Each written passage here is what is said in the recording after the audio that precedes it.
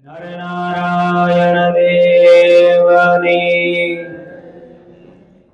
પધારેલા તમામ બોરપરવાસી ભક્તોને જય સ્વામિનારાયણ। વાલા ભક્તો,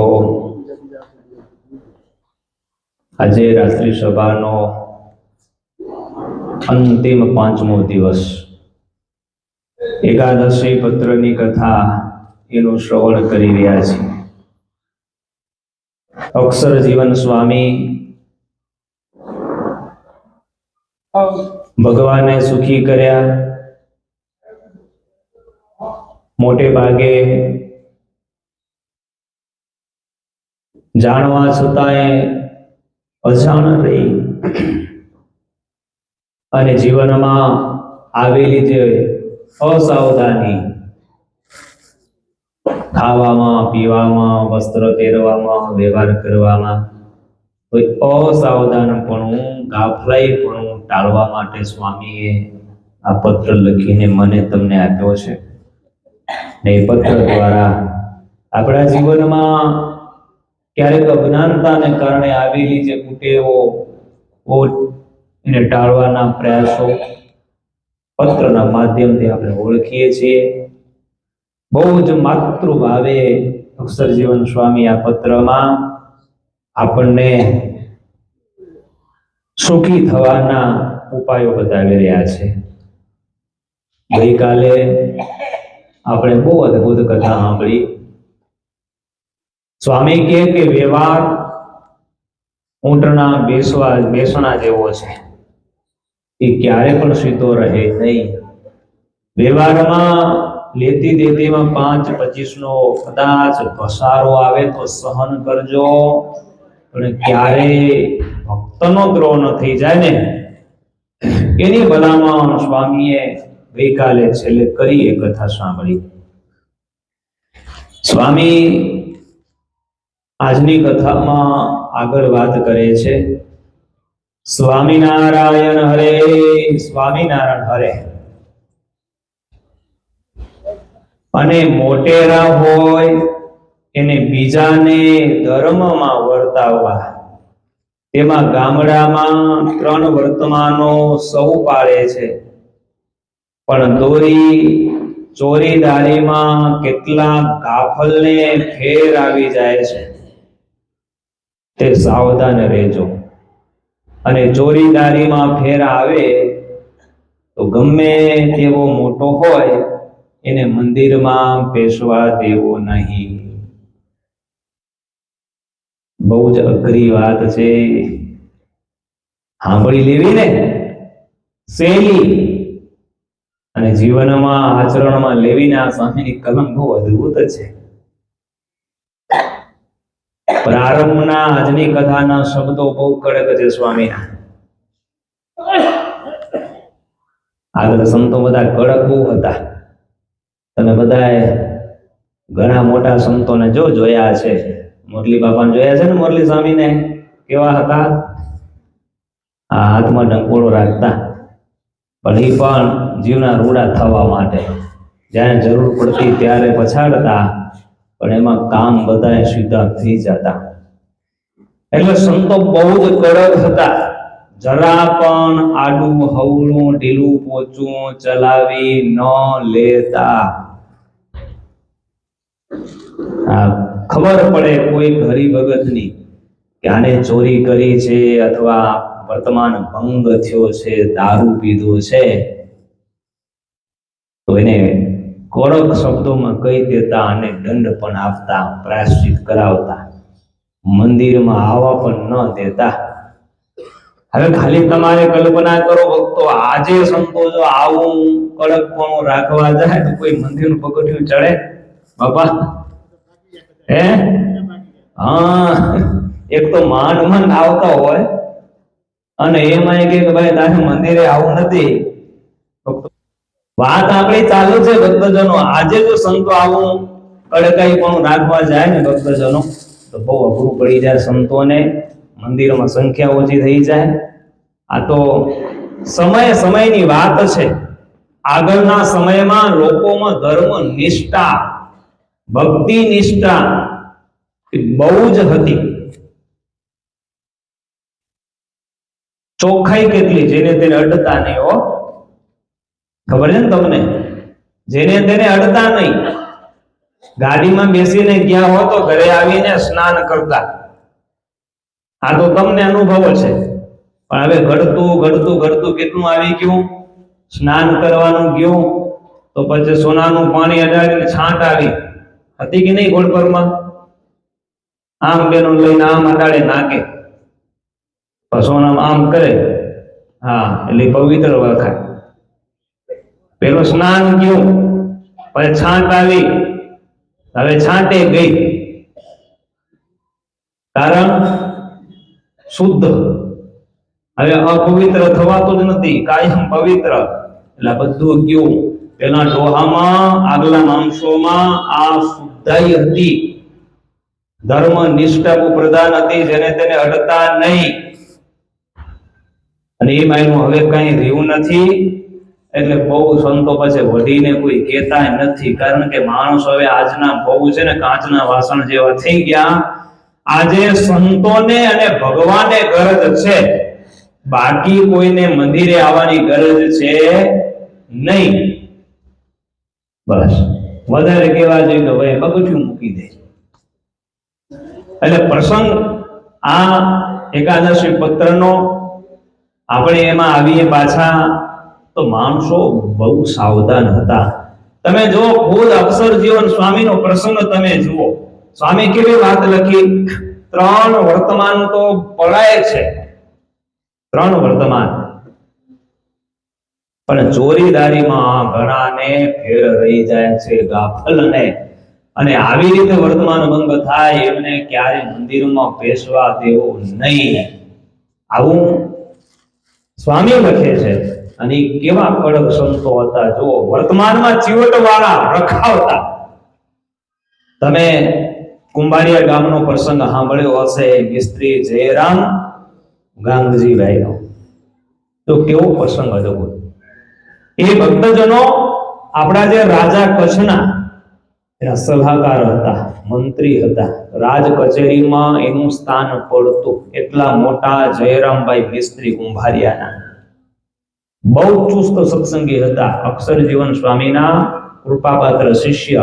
હવે જો પ્રસંગ એવો બને છે કે એ જયરામભાઈ મિસ્ત્રી છે, એમના કુટુંબમાં લગ્નનો પ્રસંગ આવ્યો. પોતે થોડાક બહાર નીકળી ગયા છે, આ બાજુ લગ્નનો પ્રસંગ છે.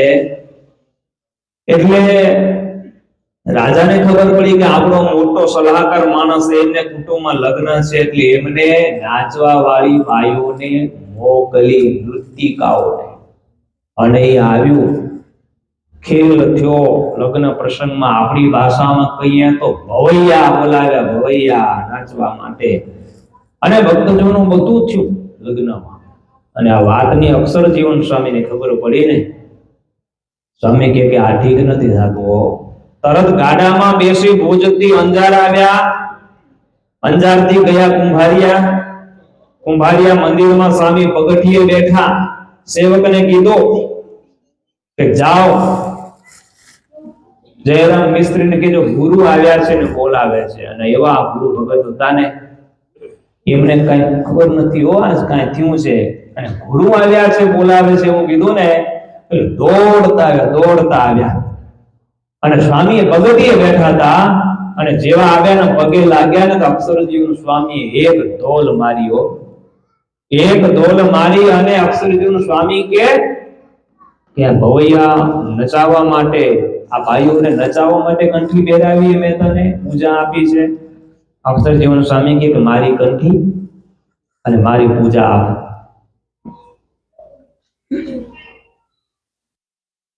જયરામ મિસ્ત્રી કહે છે સ્વામી મારી ભૂલ શું? અક્ષરજીવન સ્વામી કે બધું હારું અહીંયા કને કરી અને હવે મને કહે છે કે ભૂલ શું? શિક્ષાપત્રીમાં ભગવાને ના પાડી છે કે ભાન ભવાઈ જોવા જવું નહીં, ભવાઈએ બોલાવવા નહીં. અને ત્યાં લગ્નમાં શું કર્યું? જે બાપની ના છે એ આજ્ઞા ભંગ કરી છે. તારા જેવો સંનિષ્ઠ મોખરી સત્સંગી એ આ પ્રમાણે કરવા માનશો તો બધાય વાદ લેશે. માટે સ્વામી કે કંઠીને પૂજા દે, બીજું કાંઈ નહીં. અને જયરામભાઈ મિસ્ત્રી ભક્તજનો સ્વામીના પગ પકડ્યા, પગથિયે સ્વામી પ્લીઝ મહેરબાની કરીને મારી કંઠી તમે ન લો, પાછી મારી પૂજા ન લો. બહુ રોયા. વાંક નહોતો છતાંય જયરામ મિસ્ત્રી કે સ્વામી મારાથી ભૂલ થઈ ગઈ, મને ખબર નથી, છતાં તમે કહેતા હો ને તો ભૂલનો સ્વીકાર કરું છું. અને સ્વામી તમને વચન આપું છું કે આજ પછી આ શરીરમાં પ્રાણ રહેશે ને તો આવી ભૂલ હું નહીં થવા દઉં, મારા કુટુંબમાં ક્યારે પણ આવી ભૂલ નહીં થાય, મને માફ કરો. પણ સ્વામી રાજી રહો, કંઠી મારી અને પૂજા તમે પાછી ન લો. ગળગળા ભાવે ભક્તજનો પ્રાર્થના કરીને ત્યારે સ્વામી એ જયરામભાઈને માફ કર્યા. વાત સાંભળી લીધી, મેં કીધી અને તમે સાંભળી. હવે બસ આ વાત કર્યા પછી, સાંભળ્યા પછી આપણે વિચાર કરીએ કે જયરામભાઈ મિસ્ત્રીની જગ્યાએ આપણે હોત અને આ સાધુ તમને કહે કે ભાઈ કંઠી લાવ, બોલો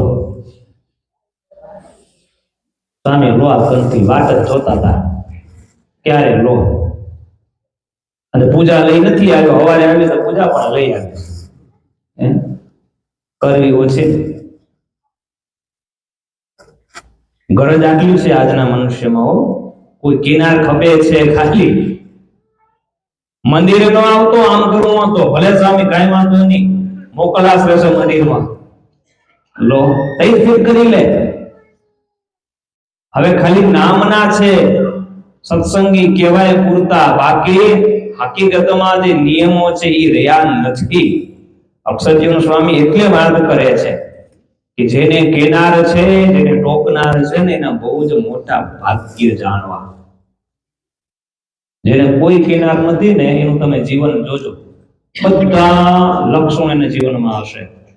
એટલે ખાસ સ્વામી એમ લખ્યું કે ભગવાનને જો રાજી કરવા હશે, આપણે જપ વ્રત જે કંઈ કરીએ છીએ એનું જો ફળ આપણે પોતાને મળે આવું જો ઈચ્છતા હો ને તો પંચ વર્તમાન એ તો દ્રઢ કરવા પડશે. એમાં જો એકાદું વર્તમાન જો ઢીલું પૂછવું હશે ને ભગવાન નહીં ચલાવે. સંતો નહીં કે આજે ચોરી અને દારી કીધું ને, દારૂમાં ઘણા નીકળી ગયા આગળ. આજે હા ઘણા દેશ વિદેશની તો વાત મૂકી દો, પણ આજે કોઈ કહેતું જ નથી. કે તો મનાશે નહીં, એનો ન્યાય ભગવાન કરવાના છે પૂરેપૂરો. દંડ તો મળશે, પણ આપણે જાગ્યા ત્યાંથી સવાર વખતો સ્વામીએ કેવી અદભુત વાત કરી કે આ બે વર્તમાન જે ભંગ થાય ને એને મંદિરે આવવા દેવો નહીં.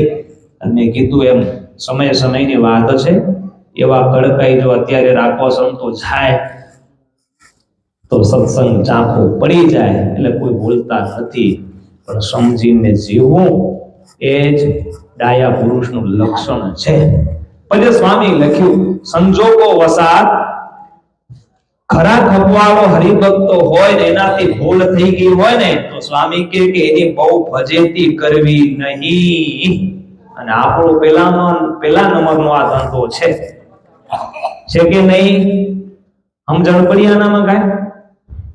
ખરો ખપવાળો સારો મહિમા વાળો હરિભક્તો હોય અને સંજોગો વસા, ક્યારેક વાતાવરણમાં આવી પરિસ્થિતિમાં લેવાઈ ગયું ને એનાથી ભૂલ થઈ ગઈ તો સ્વામી કે એની ખબર પડે ને તો એની ફજેતી ગામમાં કરવી નહીં.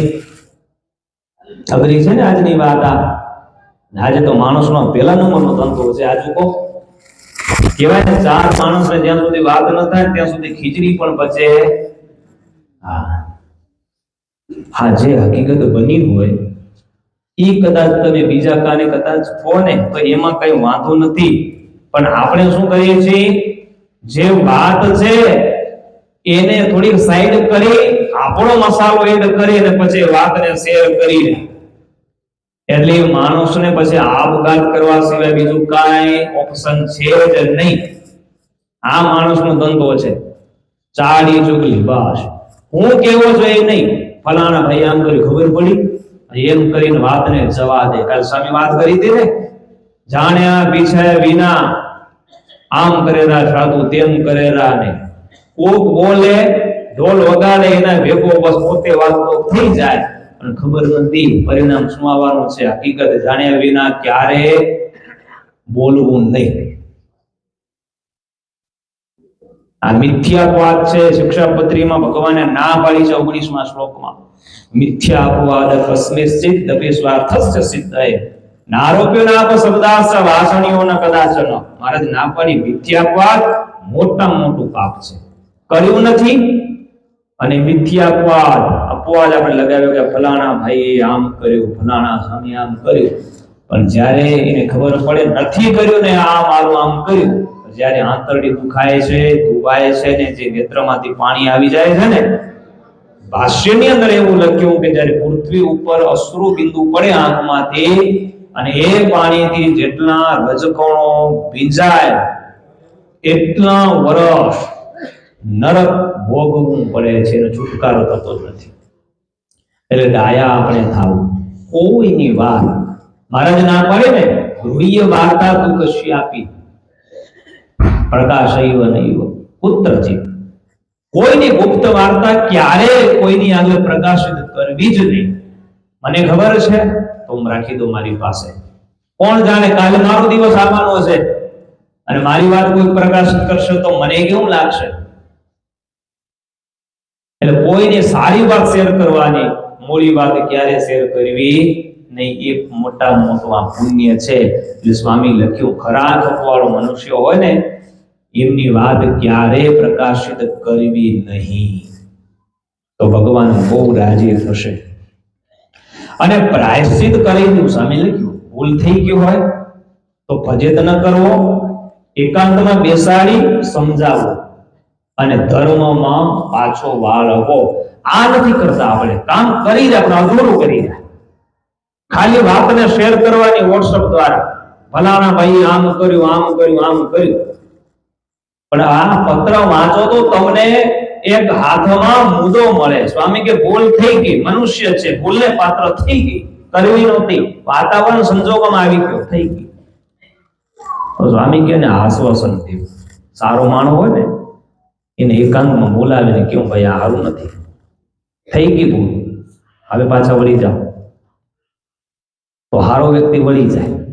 અને એ વાત પાકી છે કે જેની ભૂલ થઈ હોય ને કહેવાની હોંશતા તો એને જ કેવી. કારણ કે સુધારો કેને કરવાનો છે? સુધારો કેને કરવો છે? ભૂલ થઈ છે એને સુધારો કરવો છે. હવે મારી વાત તમે ગામમાં 4 જણાને કરશો તો એમાં મારામાં સુધારો નહીં થાય. તમને દયા આવતી તો મને કહો કે ભાઈ આ સ્વામી બરાબર નથી, તો હું એ વાત સાંભળીને દરરોજ સાંભળી અને વ્યવસ્થિત કરીશ, હું સુધારો કરીશ. કોઈ સારા મનુષ્યથી ભૂલ થઈ જાય તો એની ફજેતી ક્યારે કરવી નહીં. દયા આવે તો એને સમજાવો, ધર્મમાંથી પાછો વાળવો, પણ ખોટનો ધંધો ક્યારે કરવો નહીં. સ્વામી આવી ભલામણ કરી. આગળ સ્વામી પત્રમાં લખે બહુ અદભુત. હવે આપણા માટે હો, જેને શ્રીજી મહારાજના ધામમાં જવું હોય એને શ્રીજી મહારાજના વચન ઉપર સુરત રાખવી. કેટલી મોટી વાત કરી દીધી અક્ષરજન સ્વામી. ક્યાં જવું હોય તો બોલો, ધામમાં કે ગામમાં? આપણે વોટિંગ કરી, એક બાજુ ધામ ને એક બાજુ ગામ, વોટ કેના વધે? સાચું બોલજો, ઈમાનદારી દેવો. આજે ધામમાં જાવું કોઈને ગમતું નથી છે. આ તો જોરાઈ જવું પડે છે, બાકી કોઈને દુનિયા છોડવી નથી. નક્કી કર્યું છે જાવું નથી ને એમ મંડે આપણે બધા, તો જવું પડે.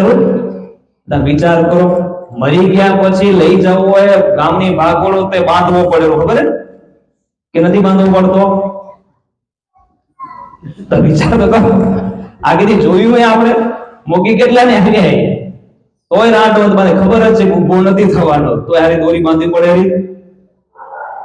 લો આ જીવો છે, જીવતા મૂકે નહીં, મર્યા પછી પણ ન મૂકે. લો આવું છે.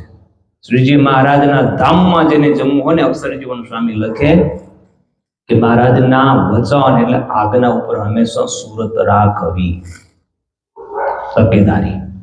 અંત્યનું 9મું વચનામૃત હો.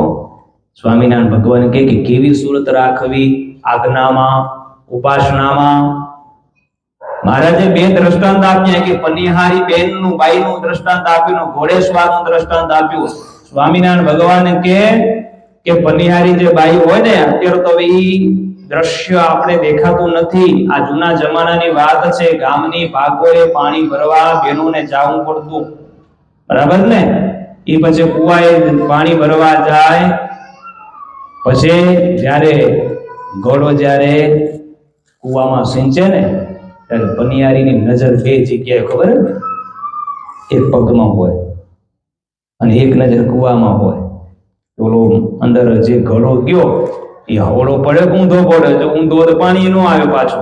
અને પાછો પગ મૂક્યો છે ને છીપર ઉપર, ત્યાં પણ એને સુરત રાખવી પડે કે બસ બાઉન્ડ્રી છે, અહીંયા જ પગ મારે મૂકવાનો છે. જો આગળ પગ મૂકાતો તો હું પણ ગળા ભેગી જઈશ. કામ એક છે પણ ધ્યાન 2 છે. એ સુરત રાખે છે પાણી ભરતા ભરતા. અને ઘોડેસવાર એ જયારે ઘોડો ચલાવતો હોય ને, એની પણ દ્રષ્ટિ 2 હોય છે. બહુ સરસ વચનામાં સારું છે. ખાલી 2 દ્રષ્ટાંત મહારાજે લીધા છે. જો એમાં ગાફલાઈ રાખે તો કામ પૂરું થાય નહીં. મહારાજ કહે કે રાજાનો ચાકર ગાફલ થઈને જો સેવામાં ઉભો રહે ને, તો ભક્તજનો ચોર છે ને, એ રાજા સુધી પહોંચી જાય છે. એ નોકરીમાં એને ખોટ કહેવાય નોકરની. એ રક્ષણ માટે જ ઉભો છે, પણ ધ્યાન ન દે અને બીજો કોક આવીને ગોળી મારી જાય તો ભક્તજનો એને ગાફલપણું કહેવાય. સેવામાં ઉભો છે, બીજો માણ આવી ગયો, એની વૃત્તિ ક્યાંક ભટકતી તે. બસ દ્રષ્ટાંત મહારાજે 2 આપ્યા, સિદ્ધાંતની વાત કરી. શાસ્ત્રનું વાંચન ન હોય, સાધુનો સમાગમ જેને ન હોય ને, પછી ભક્તજનો એવું થાય કે અજ્ઞાનતાને કારણે એના જીવનમાં વ્યસન આવે, પાપ વૃત્તિ આવે, અને પછી ખોટી લાઈનો પકડાઈ જાય છે. આજે ઘણાના જીવનમાં આવી લાઈનો ખોટી આવી છે. સુરત ન રાખીને સત્સંગ સાથે સંબંધ બહુ ઓછો થઈ ગયો હોય ને, પછી આમ થાય. ઘણી ખોટી લાઈનો આવી જાય. એટલે સ્વામી કહે છે ભગવાનના વચનમાં હંમેશા સુરત રાખવી. શું કામ? હાલ જગતમાં કોઈ સંપ્રદાયમાં કેનારા નથી. ધર્મગુરુ સ્વધર્મ મૂકી અને વર્તે છે. આપણે બહુ ભાગ્યશાળી છીએ કે આપણે સ્વામિનારાયણ ભગવાનના ઉપાસક છીએ અને આવો સંપ્રદાય આપણે મળ્યો છે, અને એમાં આપણે બેસીને ભજન ભક્તિ કરી છે. તમે આ દુનિયામાં સંપ્રદાયો ઘણા છે, ઘણા. તમે તો અમારથી ઘણા ફરતા આવશો ધંધા બિઝનેસ માટે, ક્યાં ને ક્યાં થતા હો. સંપ્રદાયો ઘણા છે, એ સંપ્રદાયના ગુરુઓ, લીડરો પણ આજે ઘણા છે. ભક્તજનો એ બધા જ સ્વાર્થ વૃત્તિના પોતાનું કેમ કામ થાય ને, એ જ ગણતરીથી બધા બેઠા છે. આપણે કોઈનું નામ નિર્દેશ નથી કરવો. બાંધી મુઠ્ઠી લાખની. સ્વામી કેવી આજ્ઞા કરી કે સંપ્રદાયમાં હાલ કોઈને કેનાર નથી. ધર્મ ગુરુઓ છે ને, સ્વધર્મ મૂકીને બસ સ્વતંત્ર વર્તે છે. આ તમે વિચાર કરો, સ્વામિનારાયણ સંપ્રદાયને એક બાજુ મૂકી દો અને પછી બીજા સંપ્રદાય વાત કરો. આજે કોણ કેનાર છે કે ભાઈ તું બીડી ન પીજે, દારૂ ન પીજે, મા બાપને પગે લાગજે, સવારે ઉઠી પૂજા કરીને મંદિરમાં આવજે, સવારે દર્શન કરવા, આવી વાત કરનાર આજે તમે ગોતી આવો લો. એટલો તો ઉત્કર્ષ સહન નથી થતો સ્વામીના સંપ્રદાયનો દુનિયાને. એને તો પછી બર્યા રાખેલા બધા, ખબર છે તમને? આવો શુદ્ધ સંપ્રદાય એમાં આપણે બેસવા મળ્યું છે, બહુ ભાગ્ય છે. જો ભક્તો સાધુમાં હેત હશે ને, ફાયદો એ છે પેલા નંબરનો કે તમે 2 દિવસ મંદિરે નહીં આવો ને, તો 3જે દિવસે સાધુ તમારી પૂછા કરશે કે ફલાણા ભાઈ દેખાતા કેમ નથી, ફોન કરશે, ત્રીજે દિવસે આવશો તો પૂછશે કે ભાઈ બેદી ક્યાં ગયા હતા? શું કામ? હેત છે સાધુમાં, સાધુને હેત છે, કલ્યાણની ચિંતા છે, પૂછશે તમને. આ પૂછનાર ક્યાં છે? તમે મંદિરે જાઓ કે ન જાઓ, હોળી દિવાળી તમને કોઈ કાંઈ નહીં કે બસ અમને રૂપિયા લાવો, અમારું કામ થઈ ગયું, આ મહિનાનું આવી ગયું ને, અમારું રિચાર્જ થઈ ગયું એટલે પૂરું, તમે તમારા ઘરે જે કરતા હોય કરો.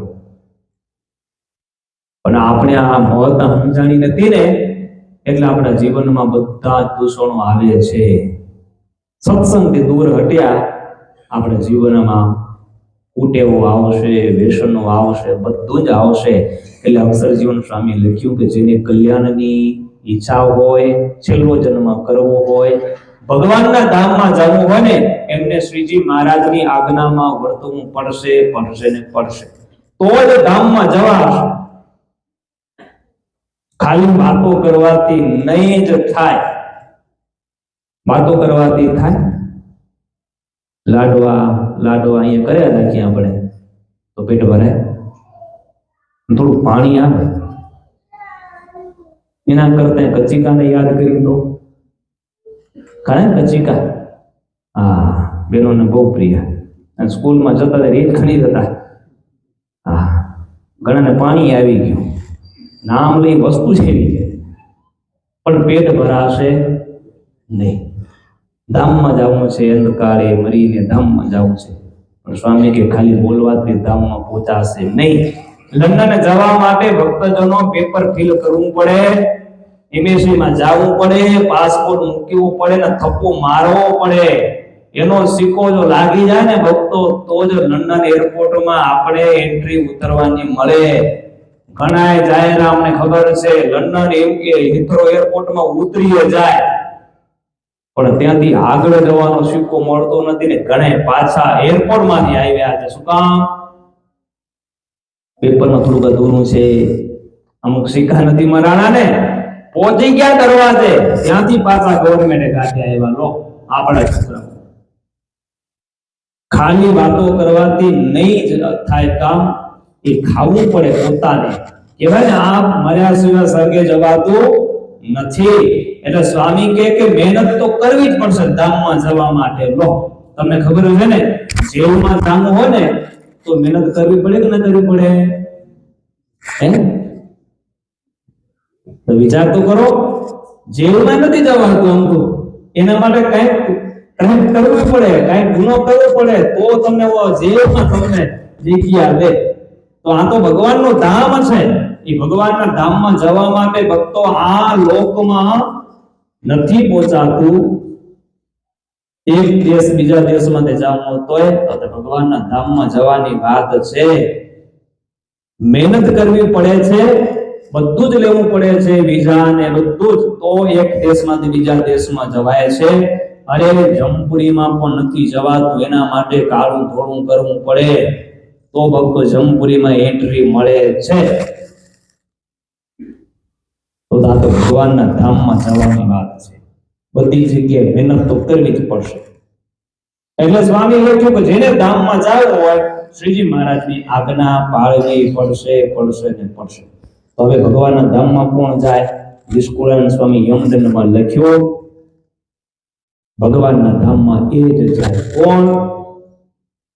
વચન માને છે મહારાજનો, નિશ્ચય કરે જે નર નાર, તે જાય હરિના ધામમાં, પામે સુખ અપાર. વચન માને મહારાજ, નિશ્ચય કરી નર નાર, તે જાય હરિના ધામમાં, પામે સુખ અપાર. એ ભગવાનના ધામમાં જાય છે, બીજો કોઈ પણ જતો નથી. ટૂંકમાં ભક્તજનો, જ્યાં જવું હોય ને એની મહેનત કરવી પડે તો ત્યાં તને જવાય છે. હવે આપણે જ્યાં જવું હોય એની મહેનત શરૂ કરવાની. ધામમાં જવું હોય, આજ્ઞા ઉપાસના જીવનમાં એની દ્રઢતા જોશે, એ વિના એન્ટ્રી નહીં મળે. એટલે સ્વામી કે હાલ સંપ્રદાયમાં કોઈ કોઈને કહેનાર નથી, ગુરુઓ છે સ્વતંત્રપણે વર્તે છે, પણ હા શ્રીજી મહારાજની આજ્ઞામાં હાલ સાધુ રહી ધર્મ પાળે છે, સત્સંગીઓને દુઃખ લગાડી ધર્મમાં વર્તાવે છે. આગળ જેમ વાત કરીને જયરામભાઈ મિસ્ત્રીથી થોડીક ભૂલ થઈ ગઈ તો સંતો ત્યાં પહોંચી ગયા અને એમને ટકોર કરી એને સમજાવ્યા ત્યારે સમજી ગયા. ધર્મમાં વર્તે તો બીજાને વર્તાવી શકે અને દુઃખ લગાડીને કહી શકે. અને એવું છે પેલું વર્તી અને પછી ભક્તજનો જે કહે ને તો કામ થાય. હું ગોળ ખાતો અને તમને ના પાડું તો એ ક્યારે બનવાનો નથી. તો વ્યક્તિના જીવનમાં વાત નહીં વધે. આ એવી વસ્તુ છે. બહુ સ્વામી પત્રમાં સારી સારી વાતો કરે છે. આગળ થોડાક જઈએ. સ્વામી અહીંયા ટોપિક હવે બદલાય. સ્વામી લખે બીજું, સત્સંગમાં કેટલાક થોડી સમજણ વાળા લોકો તોફાન શીખે છે અને થોડી સમજણ વાળા લોકોને યંત્ર મંત્રથી તથા ભૂવાતેને ભૂલ ખવડાવે છે. માટે એવા મનુષ્યને સત્સંગથી બહાર કાઢી મૂકવા અને મંદિરમાં આવવા દેવા નહીં. વળી વળીને આવ્યું પાછું અહીંયા બહુ અઘરું છે. આ તો ભાઈ મંદિરે આવવાનું તો કેવો સરસ સ્વામી કલમ લખી. થોડી સમજણ વાળા આજકાલ બહુ તોફાન શીખે છે. બહુ તોફાન. તોફાન એટલે આડા હવે કઈ મસ્તી કરે નહીં. થોડી સમજણ વાળા આડા આવે, બહુ ઉપાધિ કરે સત્સંગ કરવામાં. અમે ઘણી વાર જોયું છે એવું. ક્યારેક આવી રાત્રિ સભાઓ કર્યો ને મંદિરમાં, ત્યારે આખા ગામની ઈચ્છા હોય, યુવક મંડળની ઈચ્છા હોય, આખું ગામ એમ કે આ ભેગું થઈને કથા સાંભળે અને એમાં કઈક સારાવાના થાય. પણ જે મેન હોય ને મંદિરનો પ્રમુખ એ જ આગળ હાલે. હા એ એવો કથા કરાય, બેડી કથા કરાય, એને અહીંયા જ દૂષણ દેખાય. રાત્રિ સભા કરો તો એમાં દૂષણ દેખાય. બાકી ભલે ને પછી ભ્રષ્ટવાળો હોય, ભેગા થાવ આપો, એમાં એને કાંઈ લાગે. એક વ્યક્તિના કારણે સત્સંગથી વંચિત આખું ગામ રહી જાય છે. અમને અનુભવ છે. કરવી હતી પણ ન થઈ. હાચોડવાનો પછી કઈ ન કરે. સ્વામી કે તોફાન છે કે અડધી સમજણ વાળા સત્સંગમાં હોય ને આવા માણ, ઈ તોફાન શીખેલા આડા આવે, ઉપાધિ કરે સત્સંગ કરવામાં. એટલે શાસ્ત્રમાં કીધું કે બે માણ હારા. શાસ્ત્રમાં કીધું કે બે માણ હારા, જે કઈ ન જાણતો હોય, ન સમજતો હોય ઈ, અને જે પૂરેપૂરું સમજતો હોય, જ્ઞાની હોય ને ઈ બે હારા. બાકી વચલો હોય ઈ ઉપાધિ કરે મોટામાં મોટી.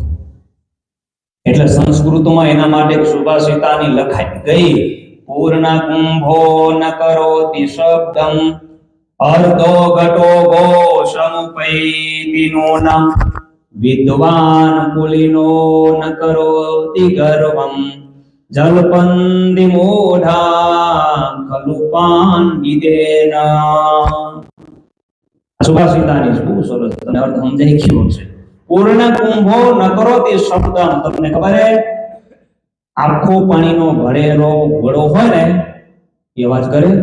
બેનો ગામની તળાવથી જ્યારે આ જૂનો જમાનો એની વાત, પાણી ભરીને હેલું લઈ આવતા ને બેનો, ત્યારે આખી હેલ કે ઘડો પાણીનો ભરેલો હોય ને તો અવાજ કરે નહીં. પણ એમાં થોડોક અધૂરો રહ્યો હોય તો શું કરે? ગચક ગચક કરે, પાણી ઉડાડે, અવાજ કરે. અપૂર્ણ કુંભો ન કરોતિ શબ્દ અર્ધો ઘટો ઘોષ મુપૈતિ નુના. અડધો ભરેલો પાણીનો ઘડો એ બહુ જ અવાજ કરે છે. બસ એ જ રીતે કવિ લખી ગયા કે આ દુનિયામાં જે સારો અને ભણેલો વ્યક્તિ હોય એ ક્યારે ગર્વ નથી કરતો. એ હમસુ હોય, ડાયો હોય, બધી ખબર પડતી હોય, પણ ક્યારે પણ વચમાં ન આવે. એ દૂર જ રહે કે આમાં પડાય નહીં.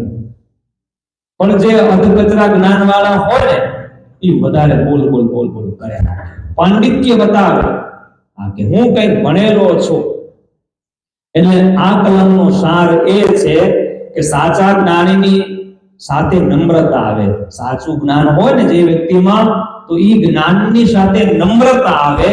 જે ખરેખર જ્ઞાની હોય એ શાંત રહે, એ ખોટું ઘમંડ ન બતાવે. બાકી જેમાં પાત્રતા ન હોય ને પદ પ્રતિષ્ઠા મળી ગઈ હોય ને, એને પછી ઘમંડ ગણવું હોય અને બહુ જ બોલ બોલ કરતું હોય, એ અજ્ઞાનતાનું લક્ષણ છે. સ્વામી કે આવા આજે ઘણા હોય સત્સંગમાં, તોફાન કરે અને ભૂલ કરાવે, મંત્ર જંત્રમાં પ્રતીતિ પણ કરાવે. આવા હોય ને સ્વામી કે દૂર રહેવું, અને એમને મંદિરમાં પણ ક્યારે આવવા દેવા નહીં. સ્વામી તો બહુ જ આમ કડક થઈ ગયા, ખારા થઈ ગયા લો. પણ એ વખતે હાલતું આપણે પત્રની કથા સાંભળીએ છીએ, આપણે જીવનમાં જે કાંઈ સૂટ થાય ને એ પાસાને લઈ લેવું, તો આપણું એ અંગ બહુ મજબૂત થશે. આવી આવી ભલામણો કરતા જાય. અને હવે આજની છેલ્લી એક આજ્ઞા સ્વામી બહુ સારી લખે છે કે બીજું સર્વે સત્સંગીઓને જૂઠું ન બોલવું, ગાળ ન દેવી, ભૂંડું ન બોલવું, બીડી ન પીવી, ડુંગળી લસણ વગાણી ખાવી નહીં. ઓહો, આ બહુ ભારે આવી ગઈ આજ્ઞા. છેલ્લે આથી એમ હતું કે છેલ્લે હવે દાળ ભાત પછી કઈક મુખવાસ કે બાસુંદી આવશે, એકાદ વાટકો પી લેશું. પણ આ તો અતિકારી આવી ગઈ. સાંભળ્યું શું આવ્યું? સ્વામી કે બીજું સર્વે સત્સંગને જૂઠું ના બોલવું. આ પંક્તિમાં ઘણો ઉપદેશ છે. સત્સંગીઓ ક્યારે જૂઠું ના બોલવું એટલે ખોટું ના બોલવું. અને આજના સમયમાં યાંત્રિક જમાનો છે અત્યારે, અને એમાં માણસ જે ખોટું બોલતા શીખી ગયો છે ને, એવું તો કોઈ દિવસ કોઈ જમાનામાં નહીં બોલતો હોય. ફોન આવ્યો તે દિવસથી હારું માણ કેટલું ખોટું બોલતો થઈ ગયો. ખાલી ઘરેથી ફોન આવે કે ક્યાં છો? મંદિરે સ્વામી કને બેઠો. શું કે? સ્વામી કને બેઠો. તું ચિંતા ન કર, આવી જાવ. આવી સમજ, પણ બેઠો ક્યાં હોય?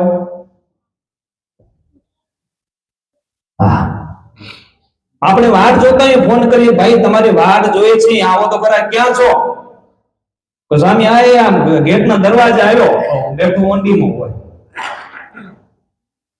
5 મિનિટમાં આવો, અડધો કલાક કાઢી નાખે. મોબાઈલ આવ્યો તે દિવસથી માણસ છે ને બહુ જ ખોટા બોલો થઈ ગયો છે.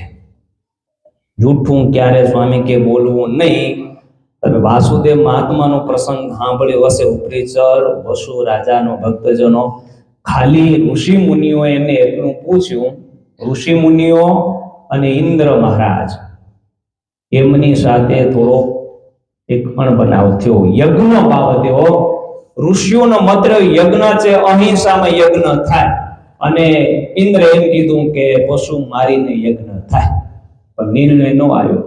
ત્યાં ઉપરીચર વસુ રાજા છે ને એ ક્ષત્રિય સ્વર્ગમાં જતા, અને ઇન્દ્ર મહારાજના મિત્ર હતા, એટલે પોતાની સીટમાં બેવા દેતા, અડધો ભાગ દેતા. હવે એક લાલચ જોવો.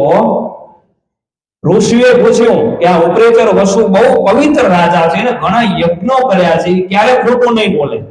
એટલે ઋષિએ કીધું કે તમે હવે સાચી વાત બતાવો, અમારો બેનો મત આ છે, તો તમારો મત શું છે? ત્યારે ઇન્દ્રે કીધું કે મારો મત છે હિંસામાં યજ્ઞ થાય. ઋષિ કે ન થાય, અહિંસામાં યજ્ઞ થાય. પણ એક લાલચ લાગી ઉપરેચર વસુને કે જો હું ઋષિનો પક્ષ લઈ, જાણતા હતા યજ્ઞ ક્યારે હિંસામય ન થાય, જાણતા હતા, પણ લાલચ હતી ને અડધી સીટની સ્વર્ગમાં, કે જો હું ઋષિનો પક્ષ લઈશ તો ઇન્દ્ર મને અડધી સીટ બેસવા નહીં દે. એટલે એક લાલચને કારણે આ ઉપરેચર વસુ છે ને ભક્તજનો, એમને શું કીધું? અજય નહીં, અજય. બસ આ જવાબ આપી દીધો. હયું હા પાડતો તું, ના પાડે, પણ જીભ કબૂલાત ન કરી. સાચી વાતની કબૂલાત ન કરી. પક્ષપાતને કારણે ખોટું બોલી અને નિર્ણય કર્યો કે પશુઓથી યજ્ઞ થાય. અને આટલું ખોટું બોલ્યા, એનો રથ આકાશમાં સ્વર્ગ ઉપર હતો, વિહાર કરતા હતા, પણ આટલું લાલચથી ખોટું બોલ્યા. તસ્મિન એવ ક્ષણે રાજા વાટ દોષાત અંતરિક્ષતઃ અધપપાત સહસા ભૂમિમ ચ પ્રવિશવેશઃ. આટલું ખોટું બોલ્યા ને અંતરિક્ષ માર્ગથી આકાશમાંથી પડ્યા હેઠા, પૃથ્વી ફાટી પાતાળમાં ચાલ્યા ગયા. લો, ભૂમિમાં પ્રવેશી ગયા. મહાભારતનો પ્રસંગ, મહાભારતનો યુધિષ્ઠિર રાજા, એનો રથ એમ કહેવાય કે પૃથ્વીથી એક વેદ ઊંચો હાલતો. આવા એ ધર્માત્મા હતા, સત્યવાદી હતા. પણ જ્યારે અશ્વત્થામાનો વધ થયો ત્યારે ભગવાને એક કઈક સારું કામ કરવું હતું, કાંઈક નિમિત્ત બનાવે ભગવાન. ત્યારે કૃપાચાર્યને કહેવામાં આવ્યું, ખબર પડી કે મારો દીકરો મરાણો. આમ કહેવામાં આવ્યું ને, મારવા હતા ને આમ મરે એમ હતા નહીં, એ હથિયાર મૂકે તો મરે એમ હતું. આ ભગવાન કૃષ્ણની ચાલ હતી.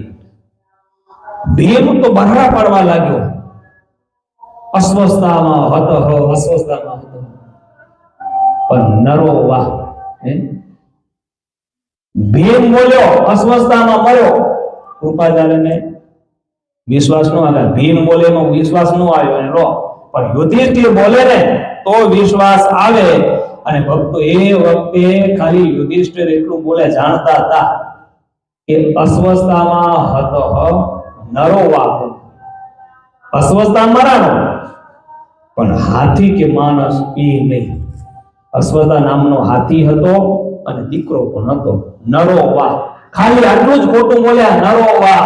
માણસ કે હાથી એ નહીં, આટલું બોલ્યા અને એમનો રથ છે ને પૃથ્વીમાં નીચે આવીને ઘસી ગયો એક વેત. વિચાર કરો, આટલા મોટા પુણ્ય આત્માઓ ખાલી આટલું ખોટું બોલે અને ઓલા પ્રીચર ઓછું પાતાળમાં જાય. યુધિષ્ઠિરનો રથ જ્યારે પૃથ્વીમાં ગચી જતો હોય તો ખાલી ડાયરી રાખજો તમે કે દિવસમાં કેટલી વાર ખોટું બોલાય છે. પણ ઓછા પડશે. આ જમાનો છે, ટેકનિકલનો જમાનો. એટલે બહુ માણસ ખોટું બોલતો જાય છે. એટલે સ્વામી ના પાડે છે ખોટું ક્યારે બોલવું નહીં. ભૂંડું, કોઈકને દુઃખ લાગે, આંતરડી દુભાઈ જાય ને એવું પણ ક્યારે બોલવું નહીં, નહીં તો એનું ફળ ભોગવવું પડે છે. ઘણા બધા શાસ્ત્રોમાં ઇતિહાસો લખાઈ ગયા છે. ગાળ પણ ક્યારે ન બોલવી, આ દુષ્ટ શબ્દ છે. 20મો શ્લોક, નારોપ નાપ શબ્દાશ્ચ ભાષણીયા ચ કદાચન. અને 201 નંબરના શ્લોકમાં શ્રીજી મહારાજે કીધું કે દુષ્ટ જન પોતાને ગાળ આપે ને તોય પણ સામે પાછી રિપ્લાય આપવી. બોલવાની ક્યાં વાત છે, પાછી આપવી નહીં. 2 શ્લોકમાં મનાઈ કરેલી છે સ્વામિનારાયણ ભગવાને. અને આજે તો ઘણા વરિયાળી ખાય ને, ખબર ને તમને, એ મારો વાત કરે પેલા શ્લોક ક્યાંથી ઉપાડે, 2-3 કિલા લો. ઘણાની આવી ટેવ હોય. એમાં ભક્તજનો આપણી ગણતરી હલકાઈમાં થઈ જાય છે. આપણે જે પ્રમાણે મોઢામાંથી શબ્દ કાઢે ને એ પ્રમાણે આપણી ક્રેડિટ થાય છે, આપણી કિંમત થાય છે. તમે જુઓ કેવા ભક્તો થઈ ગયા. મનમાં નક્કી કર્યું કે આપણે ક્યારેય અપશબ્દ, કોઈકને દુઃખ થાય એવા શબ્દો નથી બોલવા. અને એવો નિયમ રાખે ને ભગવાન નિયમ પૂરું કરે ને કરે. ભગવાનના ભક્તથી ક્યારે પણ ગાળ ન બોલાય, ક્યારે પણ. ઇતિહાસ સંપ્રદાયનો જુઓ, પીઠવાજાળ ગામ છે ગુજરાતમાં, ત્યાંના કરશન લુહાર થઈ ગયા. આ તે સમયની વાત. હોળીના દિવસો આવે ને તો એ દિવસે ફાગ બોલાતી ગામો ગામ. ફાગ એટલે ગાળ. હોળીના દિવસોમાં અત્યારે ફટાણા બોલે, ખબર તમને? બે આમે પક્ષ ઉભા રહે ને ફટાણા બોલે. તુલસી વિવાહ થાય ને ત્યારે ફટાણા બોલાય. એ વખતે ગાળો બોલાય, ફાગ બોલતા લોકો. આ પીઠવાજાળના કરશન ગુવાર હતા. ગાળ બોલવામાં પહેલો નંબર આવતો. વિચાર કરો, એક્સપોર્ટ. અત્યારે કોણ સિંગર હારો હોય ને તો બધા બોલાવે, ખબર અમારે ઠાકરધારીમાં આ સ્વામી જોશે, આ સિંગર જોશે એમ કે ને. એમ આ માહિર હતા ગાળ બોલવાનો, અને એ પ્રાંતમાં જ્યારે પ્રોગ્રામ થાય ને તો સ્પેશિયલ ઇન્વિટેશન આપે શેના માટે? ગાળ બોલાવવા માટે. હું ટાઢા પૂરા નથી થતો ને ઇતિહાસ તમે વાંચજો. એવા હોશિયાર હતા પેલો નંબર, પણ ક્યારે સત્સંગી નહોતા. એ પેલા મુક્તાનંદ સ્વામીનો યોગ થયો, પીઠવાજાળ ગામમાં આવ્યા, સત્સંગ ઓળખાણો, પંચ વર્તમાન આપ્યા, નક્કી કર્યું કે મારે હવે આમ રહેવાય. આ ભગતનું લક્ષણ છે. ગોપાલ સ્વામી મળ્યા એમને, અને સ્વામીએ તો પછી બહુ દ્રઢ કર્યો સત્સંગ એને, અને પછી એને નિયમ લીધો, આજ પછી હા મોટે ભાગ નહીં એટલે નહીં. હવે ભગવાનનું નામ સ્વામિનારાયણ લઉં છું, એ સિવાય બીજું કાંઈ જ લેવાય નહીં. હા, અને એમ કરતા કરતા ભક્તનો સમય આવ્યો. ગામમાં હોય ને 2-3 જણા એવા, ભગતે ગાળ બોલવાનું બંધ કર્યું ને એટલે આવા 2-3 જણા જેને પેટમાં દુખતું હતું એ રાજાને કાન ભંભોરણી કરી. રાજા કે હોળી આવે છે અને હોળીમાં તો ભાગ બોલાવી પડશે, તો આપણે કોને બોલાવીશું? વિચાર કરેલો કરશન છે ને આપણું લુહાર, એને બોલાવીએ. એટલે કદખડિયા હતા ને જે દુખતા હતા, આડા આવતા હતા, જેને ઈ કે રાજા કરશન હવે બગડી ગયો. એ કે શું બગડી ગયો? એ કે હવે ગાળ ન બોલે. રાજા કે ગાળ નહીં બોલે? એ કે ના, એ સ્વામિનારાયણ નો થઈ ગયો. ઓલા પીનું ભરાવ્યું કે રાજા તમે એની જો ટેક છોડાવો ને તોડાવો ને તો તમે રાજા હાજર. અને કેવલ છે ને રાજા વાજાને ફૂંક મારો, એવું છે. અને રાજાએ નક્કી કરી લીધું એવો થઈ ગયો તો આપણે કરાવો. પછી કાન દરબારની કાન બંબોરણી કરી કે ઓલો કરશન લુહાર જ્યારથી સ્વામિનારાયણ થયો સાવ બગડી ગયો, ગાળ બોલવા બંધ કરી દીધું. લો વિચાર તો કરો, ગાળ ન બોલે એ બગડી ગયો કેવાય એના મતે. અને દરબાર કે ના એવું નથી, એ બરાબર છે, તો તપ કરો, તપાસ કરો. કુસંગીઓ કે જો એમ હોય ને રાજન, હોળી આવે ને એને બોલાવો, અને તમે તમારા મોઢે ગાળ બોલાવી આપો, તમે કો અમે આપીએ.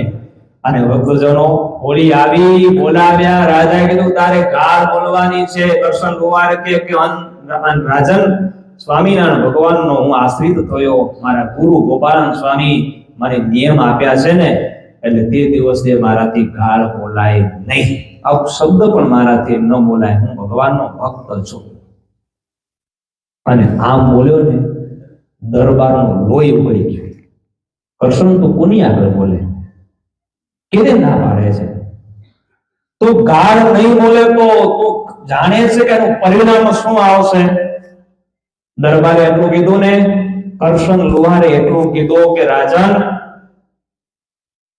પરિણામ શું આવશે એની સાથે મારે મતલબ નથી, પણ મતલબ મને મારા ઈષ્ટદેવની આજ્ઞાની સાથે છે. બસ પરિણામ જે આવવાનું આવે, પણ મારો મતલબ મારા ઈષ્ટદેવની આજ્ઞા સાથે છે. નથી માનું કે નહીં માનું. અને ભક્તજનો એ ગાળ ન બોલ્યા તો એ વખત નિયમ હતો કે નાતવારો કરી દે. તરત દરબારે નાતવારો કર્યો, ગામવારો કરી દીધો, અને કીધું અત્યારે પહેરે કપડે ગામ છોડીને તું નીકળી જા. ત્યારે દેવશ્રી ભગત હતા ને ભક્તજનો એને આભાર માને કે રાજા, ઈષ્ટદેવની આજ્ઞા પાલન કરવા માટે હું ગામ છોડીશ, પણ ગાળ તો બોલીશ નહીં. અને પીઠવાજાળ ગામ છોડ્યું, અને પછી આંબા ગામની અંદર ભગત રહેવા માટે આવ્યા. તમે આને સુરવીરતા તો જુઓ ભક્તજનો, ગામ છોડ્યું પણ ગાળ બોલ્યા. આને સહજાનંદી સિંહ કહેવાય. અને આપણે સાધુ મા બાપ કઈ કઈને થાકી જાય તો મંગલાચરણ ક્યાંથી થાય? કાંઈ કામ ન હોય તોય ખોટી રીતે વાડીમાં કદાચ મજૂરે મોટર ચાલુ ન કરે, ફોન કરીને ભાઈ મોટર ચાલુ કરી દી, નથી કરી, સીધી 2 કિલા નાખી જાય. આપણે વિચાર કરીએ કે આપણે કોના ભક્ત છીએ, અને આ ભક્તોનું બલિદાન તો જોવો. ગાળ ન બોલે, ગામ છોડી દે. આપણે તો ગામ છોડવાનું કોઈ નહીં કે. બહુ વિચાર કરવો. ભગવાનના ભક્ત છીએ. આ પત્રમાં ભક્તજનો સ્વામી ઘણી બધી આજ્ઞાઓ કરેલી છે. ભગવાનના ભક્તના મોઢામાંથી ક્યારે અપશબ્દ ઈ શોભે નહીં, ગાળ પણ શોભે નહીં. એ હલકા માણસની આ વસ્તુ છે, ભગવાનના ભક્ત માટે નથી. બરાબર ને? જો કદાચ નિયમ તો ન હોય, ઘણી ટેવ હોય, તો ત્વરિત ગતિથી કથાનું શ્રવણ કર્યા પછી હોય તો એ ટેવ ઓછી કરી દેવી. બરાબર ને? તો ભગવાન બહુ રાજી થશે. ભૂંડું ન બોલવું, એવું પણ સ્વામીએ કીધું. કોઈનું અહિત થાય, અંતરમાં દુઃખ લાગે, બરાબર ને? ઘણાની વાણી બહુ કોબાળ હોય, એમ કહેવાય ને દાદી ભાષામાં, આમેલા માણસનું અંતરને ચીરી નાખે, ઉતરી જાય શબ્દો. એટલે એમ કહેવાય કે શબ્દમાં પ્રચંડ તાકાત છે. તલવારનો ઘા એક દિવસ રૂંઝાઈ જાય ભક્તો, પણ વાણીનો ઘા રૂંઝાતો નથી રૂંઝાતો. ઈ 10-20 વર્ષ થઈ જાય ને તો એમાં જ કહે છે તો દીદી વાળો ને, દીદી આમ બોલે તો આમ કીધું તું, હજી મને યાદ છે, આ અંતરમાં શબ્દો હજી પડ્યા નથી ભૂલાતા. અને પછી અનિષ્ટ કર્મ થઈ જાય છે. એટલે બહુ તાકાત શબ્દમાં છે. એટલે બ્રહ્માનંદ સ્વામી એવું લખી ગયા કે યાર, વિચારીને ઉચ્ચાર વાણી, બોલતા પહેલા વિચાર કર, અને પછી તું તારી જબાન ખોલજે, એમાં તારી કિંમત થશે. આપણે કયા કુળના છીએ, આપણે સંસ્કારની ઓળખાણ થઈ જશે. એટલે બોલતા પહેલા 100 વાર વિચાર કરવો. કારણ કે શબ્દ સંભારે બોલીએ, શબ્દ કો નહીં પાવ. એક શબ્દ હે ઔષધિ, એક શબ્દ હે ગાવ. તમને ખબર છે ને, ગાડીનો રિવર્સ ગેર આવે, શબ્દોનો રિવર્સ ગેર છે. પછી ઘણા માઇકમાં બોલે ને કે મારાથી આ બોલાઈ ગયું અને ફલાણા વ્યક્તિને દુઃખ લાગ્યું છે, તો 2 હાથ જોડી માફી માંગુ છું ને મારા શબ્દોને હું પાછા ખેંચું છું. તો શું એને રિવર્સ ગેર છે? નથી. એ નીકળી ગયો પાછો, એ ખેંચાતો નથી. એટલે બસ મારે જાજુ નથી કેવું. ભગવાને વાણી આપી છે, એક મનુષ્યને આપી છે, સિવાય કોઈ જીવને નથી આપી બોલવાની શક્તિ. તો આપણે શક્તિ આપી છે ને, તો આપણે સારું બોલીએ, કોઈકને ગમીએ, મીઠી વાણી આપણે બોલીએ. શું કામ દરિદ્રતા રાખીએ બોલવામાં? સારું બોલીએ. ખરાબ કોઈકને દુઃખ થાય એવું ક્યારે પણ બોલવું નહીં. ભલા ભક્તજનો, પત્ર છે સમુદ્ર જેવો છે. આપણામાં શક્તિ એવી આજ્ઞા ઉપર આપણે પ્રકાશિત અમુક વાતોને કરેલી છે. બસ તમારું જીવન આ પત્ર દ્વારા સંગઠિત કરજો ને સારું કરજો. અને છેલ્લી એટલી હું ભલામણ કરું કે જુઓ, આ તો પ્રસંગમાં આટલા ભેગા થયા છે, આમ તો આમ પછી થઈએ નહીં. ભાગ્યશાળી છીએ આપણે, ભગવાનની ઓળખાણ થઈ છે. ભગવાન મળવાને બહુ જ અઘરા છે. શાસ્ત્રમાં 3 વસ્તુને બહુ દુર્લભ બતાવી છે: મનુષ્યત્વ, મુમુક્ષુત્વ, મહાપુરુષસ્ય સંશ્રય. આ 3 વસ્તુ બહુ અઘરી બતાવી શાસ્ત્રમાં. મનુષ્યત્વ, માનવ દેહ મળવો બહુ દુર્લભ છે, ઈ મળ્યો છે. માનવ દેહ મળ્યા પછી મુમુક્ષુત્વ, એટલે ભગવાનની પાસે જવાની, મોક્ષની ઈચ્છા થવી ને, ઈ બહુ અઘરી છે. અને ઈ ઈચ્છા થયા પછી ભગવાનનો ભેટો કરાવે એવા મહાપુરુષોનો સંગ થવો, ઈ પણ બહુ જ અઘરો છે. અને મહાપુરુષોનો સંગ થઈ જાય એટલે 3 વસ્તુ જીવનમાં મળ્યા પછી, ભગવાનની ઓળખાણ થયા પછી, ભગવાન માટે સર્વસ્વ છોડી દેવાની વાત આવે, ભગવાન ભજવાની વાત આવે ને, એનાથી પણ અઘરી છે. 4થા નંબરમાં છેલ્લે તમને એક વાત કરું. ઘરેથી ઘર છોડીને મંદિરમાં આવવું હોય ને, સેવા કરવા માટે, મંદિરમાં, સભામાં, કથામાં, એ કેટલું અઘરું છે કે નહીં? કારણ પૂછીને તો એના 100 કારણ બતાવશે. સ્વામી આમ, ફલાણું તેમ, આમ તો કઈ જ કારણ મળી જાય. ઘરેથી મંદિરે આવવા માટે એક જ મિસકોલ જોવે ખાલી. મંદિરે ઘરે જવા માટે એક જ મિસકોલ ખાલી આપી છે, સામે ફોન આવી ગયો, જવું પડશે, છે ને? એક જ મિસકોલ કાપી છે. એટલે 5 દિવસની કથા સાંભળ્યા પછી આપણી જાતને ત્રાજવામાં જોખવી. શેનામાં જોખવી? આપણી જાતને ત્રાજવામાં જોખવી કે ઘરેથી મંદિર આવવામાં વધારે આપણા પગ હાલેરા કે પછી મંદિરથી ઘરે જવામાં આપણા વધારે પગ દોડેરા? તમે ત્રાજવામાં જાતને આમ કમ્પેરિઝન કરશો, વોટિંગ કે બાજુ વોટ કે બાજુ આવશે? પગ દોડશે કઈ દિશામાં, કઈ બાજુ દોડશે?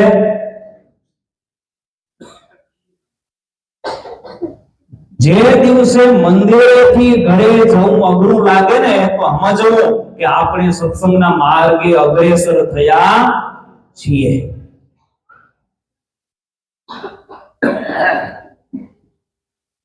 જે છોકરાને સ્કૂલે જવામાં વાંધો પડતો હોય, ઉતાવળ ન થતી હોય, તો માનવું કે ઈ ઊંધર કાઢવાનો ભણીને.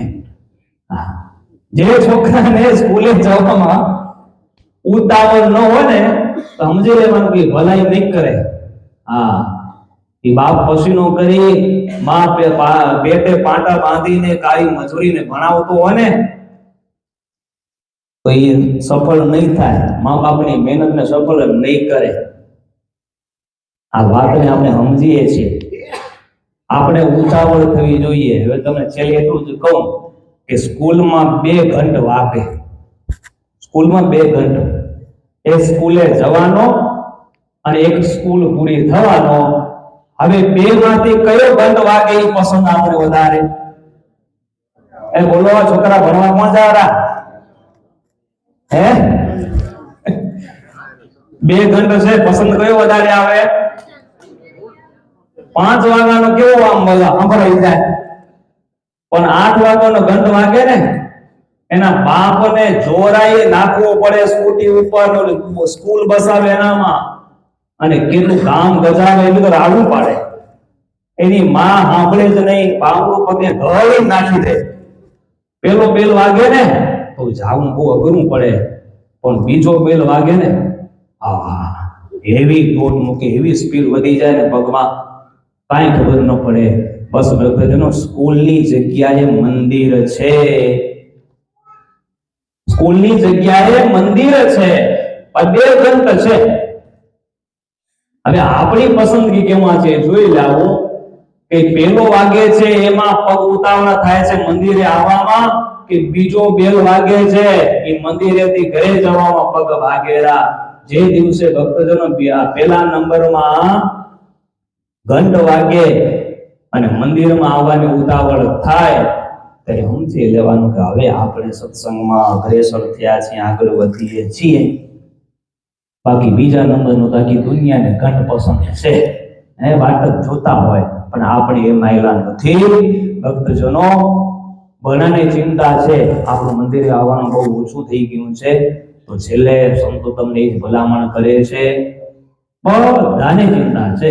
જેવા તમે અહીંયા આવ્યા છો ને, દિવસમાં 1 વખત નિયમ રાખજો મંદિરે આવવાનું. મંદિરે હમણાં આવાશે, ખબર ને તમને?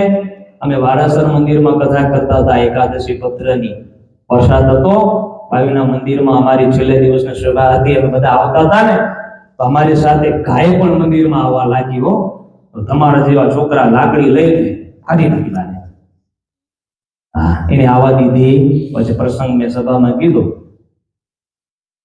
કે ઈ પણ અધિકારી હતી, ઈ પણ એમ કથામાં અમારી જોડે આવતી હતી, પણ આવવા દીધી. શું કામ ના દીધી? એની પાસે લાયસન્સ નહોતું સભામાં બેસવાનું. પવિત્ર છે, માં છે, 33 કરોડ દેવતાનું મંદિર છે. ભક્તજનો, આટલી પવિત્ર ગાય માતા છે, પણ સભામાં બેસવા માટેનું લાયસન્સ છે ને, ઈ ઓનલી ફોર આપણને છે. આપણે લાયસન્સ છે મંદિરમાં બેસવાનું, સભામાં બેસવાનું, બાકી કોઈની પાસે લાયસન્સ છે નહીં. કૂતરું આવશે તો બેસવા નહીં દઈએ, આપણે બગાડી મૂકશું. ગાય આવશે તો એને મૂકી દેશું બારે. લાયસન્સ નથી. લાયસન્સ મારી તમારી પાસે અત્યારે છે. જોઈ લાસીન લાયસન્સનો ઉપયોગ કર્યો, મંદિરે આવશો ને તો ભક્તજનો ભગવાન રાજી થશે. પણ જો એ લાયસન્સ ભગવાને લઈ લીધું, 2 માંથી 4 પગા ભગવાને કરી દીધા ને, પછી આવશું ને તોય આવવા દેશે. અને એ ગાય કહેતી ગઈ કે ભાઈ, મારી પાસે લાયસન્સ હતું ને ત્યારે મને કોઈ આવવા નહીં, લાયસન્સ હતું ત્યારે હું જતી નહીં. કહેતા ઘણા, પણ હવે નથી ને આવવાની ઓછું થાય છે તો કોઈ દેવા દેતું નથી. એટલે ભક્તજનો સમજણ એ રાખવી સવારે ઉઠી ત્યારે કે બસ ઉઠ્યા પછી સમજણ પેલું કે પેલું મંદિર મારા ઈષ્ટદેવના દર્શન મોટું જોઈને પછી જે સમય બચે ને એમાં ધંધો કરવો, નોકરી કરવી, જે કંઈ વ્યવહાર કરવો. પણ આપણે તો માની લીધું છે કે જન્મ, નોકરી, ધંધો, વાડી, કુટુંબ, પરિવાર માટે જ થયો છે. એ કરતા જો સમય બચે તો મંદિરે જાઓ, અને એમાં કોઈને સમય મળવાનો. પણ સમજણ આપણે પેલી રાખવી, પેલા મારા ઈષ્ટદેવ ઉઠીને પછી સમય વધે એમાં બધું મારે જગતનું કામ કરવું. ભક્તજનો આપણો મનુષ્ય દેહ બહુ સફળ થશે, પછી બેસવા નહીં મળે. બસ ભગવાનના ચરણોમાં પ્રાર્થના કરીએ. આપણી પાસે શક્તિ છે, સમય છે. તો ભક્તજનો મારી ભલામણ છે, 5 દિવસ કથા કર્યા પછી હું એટલું વચન તમારી પાસે માંગુ છું, અમારી જોડીમાં નાખજો. ખાસ જોવાની આવો કે દિવસમાં એક વખત દર્શન કરવા માટે આવજો ને આવજો. નહીં તો ભક્તજનો સમય જતા દિવસ એવા આવશે કે ગેઢા છે ને પગથિયે નથી ચડતા, દિવસમાં 2-3 વખત આવેલા, પણ એ ગયા પછી એના સ્થાન ખાલી થઈ જશે. કોઈ આ જાગીરમાં ફરક છે નહીં, ત્યારે તાળા દેવાનો વારો આવશે. આ એ દશા છે. પરંપરા તો લેવી પડશે ને. ખોરશી ખાલી થાય લેશે કોણ? ગેઢા બિચારા આવી જાય. એટલે એક વખત ભગવાનનું મોઢું જોવા માટે નિયમ રાખજો. ભગવાન તમારી ઉપર ખૂબ રાજી થઈને તમને ખૂબ શક્તિ આપશે. બસ ઓડપર ગામની અંદર એકબીજાની સાથે રહી સમજણો સત્સંગ, એકતા વાળો સત્સંગ થાય ને એવી નરના દેવના ચરણોમાં પ્રાર્થના કરી 5 દિવસની એકાદશી પત્રની કથાને અહીંયા વિરામ કરીશ. બોલો સ્વામિનારાયણ ભગવાન કી, નર નારાયણ દેવની